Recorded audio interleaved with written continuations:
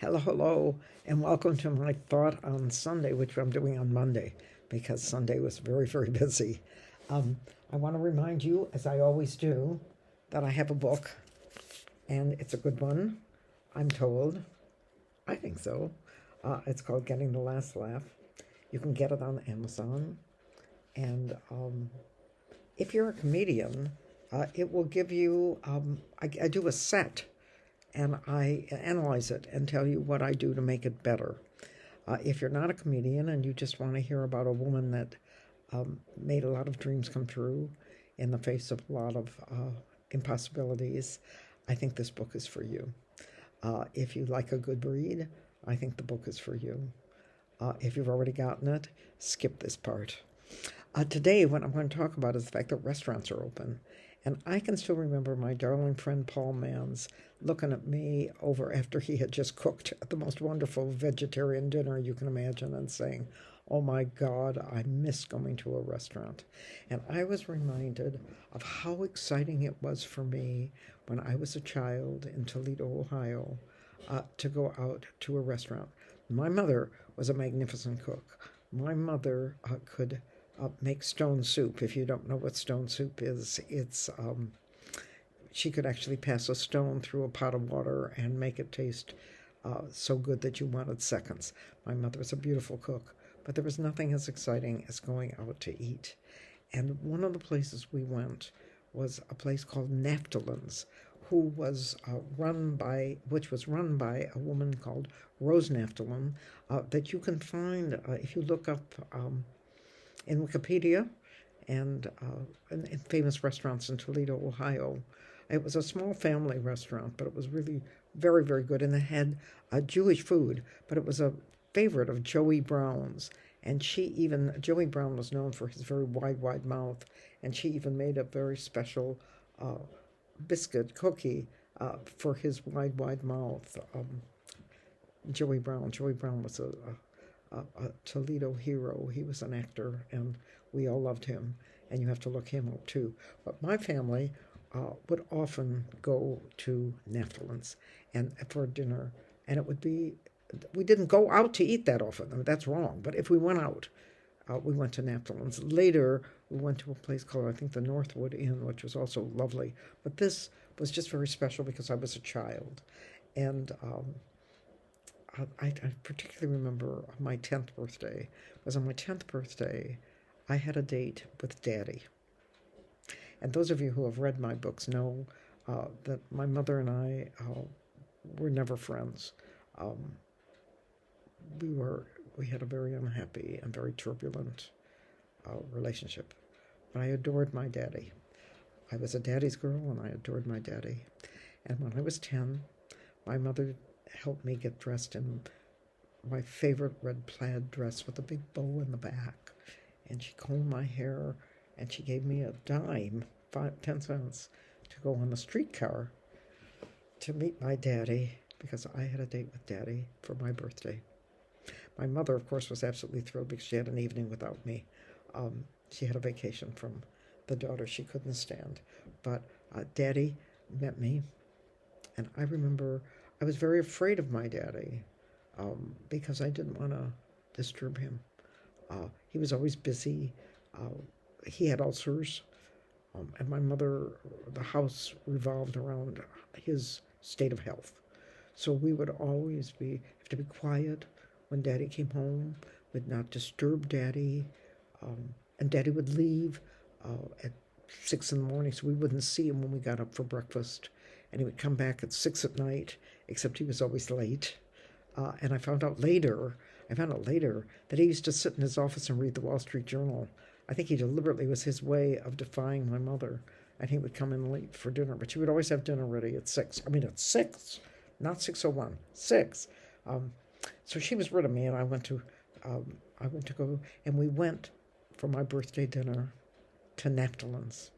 Naftalin's, first place, there were always tablecloths, beautiful tablecloths, and she had cinnamon rolls on the table that were free, that you just got.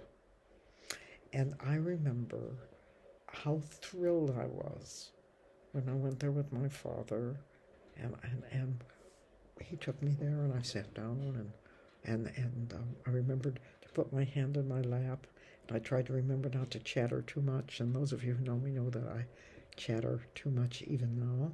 And I tried to be a lady for my daddy.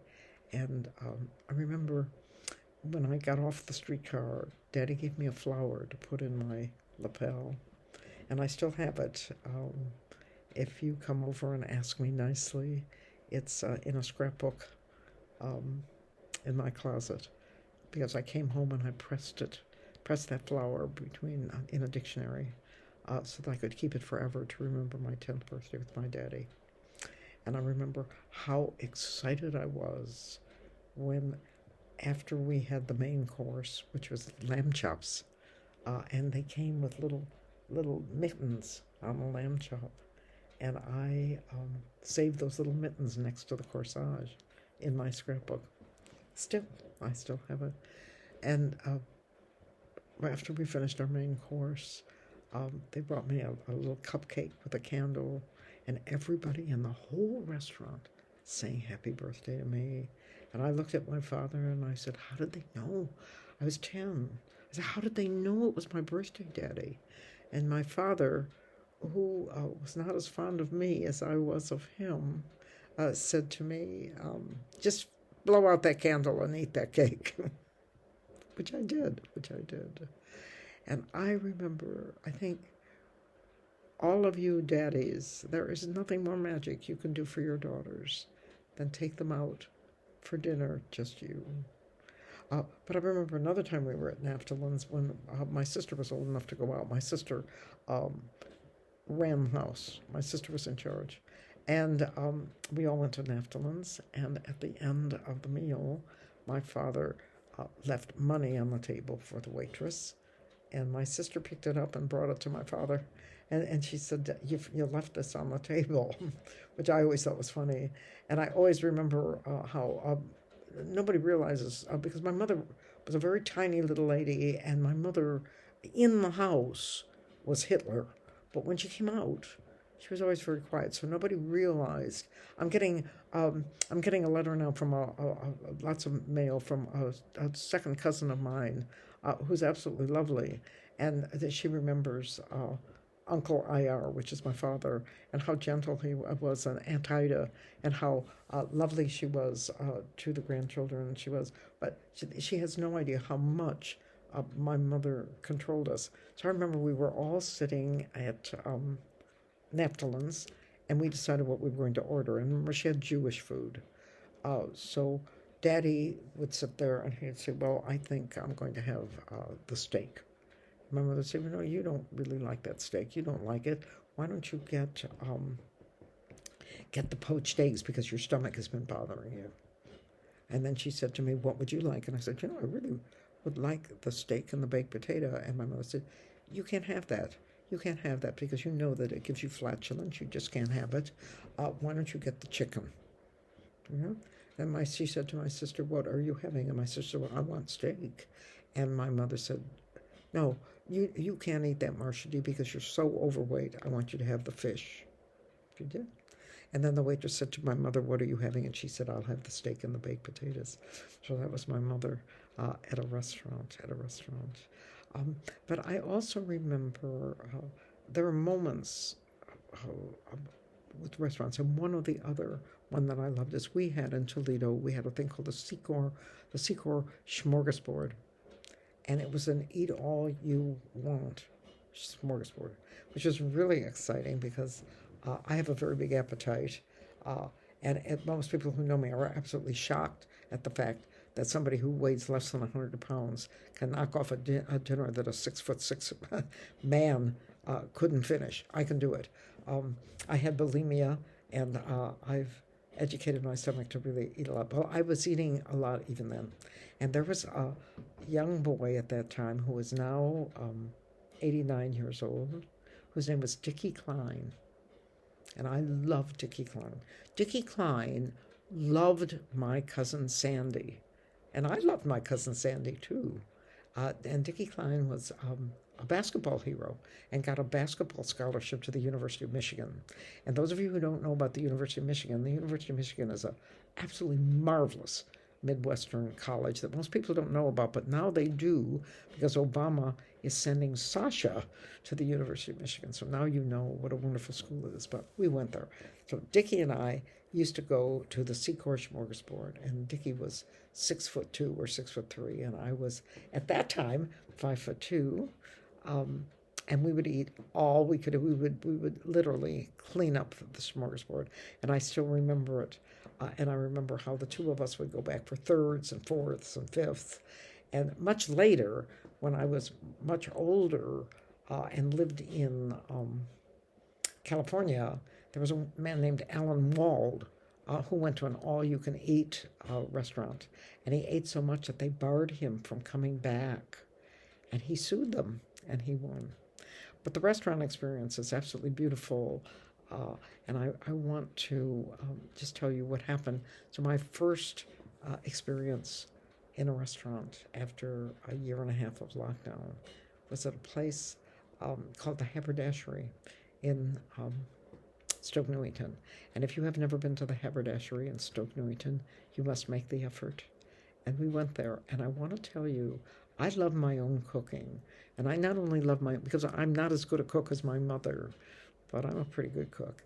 And I love my own cooking, partially because I know it's healthy, and because I know that it's kept me sprightly at age 87, and because my cooking is delicious to me. But when I went to the Haberdashery, and it's owned by a man named Massimo, who is a prince, and when I went there, it was absolutely delightful. And I had scrambled eggs and mushrooms and tomatoes. And I want to tell you that when it's made in a restaurant, and especially at the Haberdashery, it tastes like ambrosia. And that was my first experience at a restaurant. So I want to encourage all of you. And we all do this. We all love going to restaurants. I want to tell you one more restaurant experience, and then I'll close this. And that was also in Stoke Newington. I don't remember the name of the restaurant. I know where it was, but we were sitting outside, and I was with my friend Kate and her friend Frenchie, and we were all sitting outside eating. And I was talking about how I like men, because remember, I was a daddy's girl, and I was saying that I really, really like hairy chests. I was discussing the fact that I like hairy men. As a matter of fact, I like them so much that when I go to the zoo, you have to grab me to keep me from going into the gorilla cage. I really like hairy men. So we're talking about this, and I'm laughing, and I'm being funny.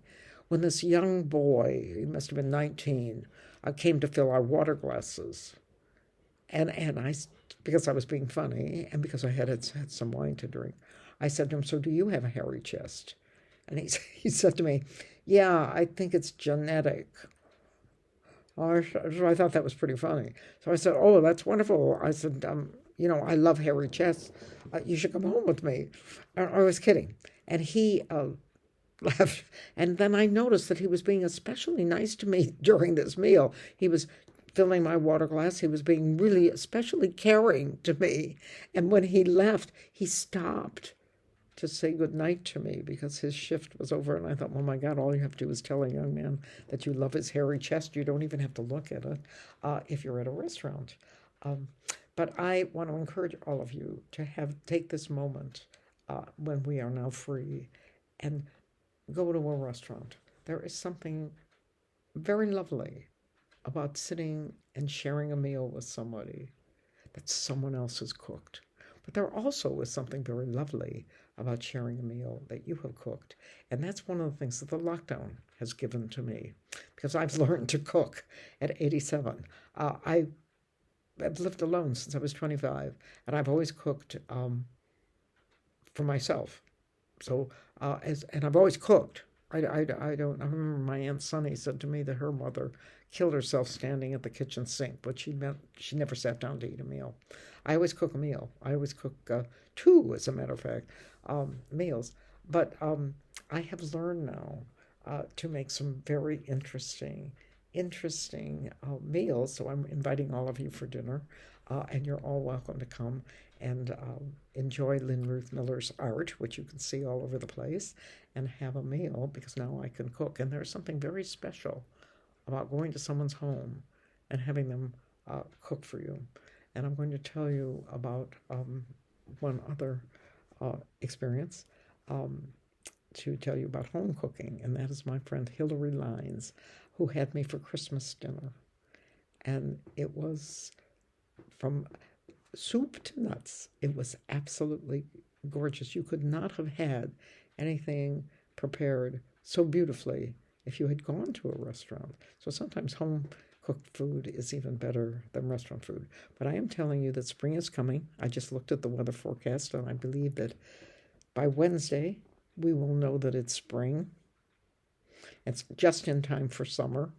Summer starts June 21st, so we're going to have maybe 3-4 weeks of spring. And you can go to a restaurant and enjoy having someone cook for you. And then remember to tell your children all the stories I've told you about special times at restaurants. And again, I'm going to remind you, got a book. Oh, and I also have another book. And I don't have it here. They've been trying to ship it to me. And my darling friend Natter said, well, if they don't get it to you pretty soon, just write another one, which I will. But that's called Ridiculously Old and Loving It. And I believe, if you give me 2 minutes, that the picture is in this book of the cover. No, I'm not seeing it really quickly. It's an absolutely wonderful cover of the book. And it's called Ridiculously Old and Getting Better is what it's called. I question that, but that's what it's called. And you will love the cover, and I think you'll love the stories. It's many of you who know me are in the book because I talk about people who have made their dreams come true, as I have. Ridiculously Old and Getting Better. And getting the last laugh. And I want to remind you, last Sunday of the month, I will be doing a Facebook Live show, as I do always, and this one's going to be about the animals in my life, and that does not include my 2 husbands. Well, thank you so much for joining me for my Sunday thought on Monday.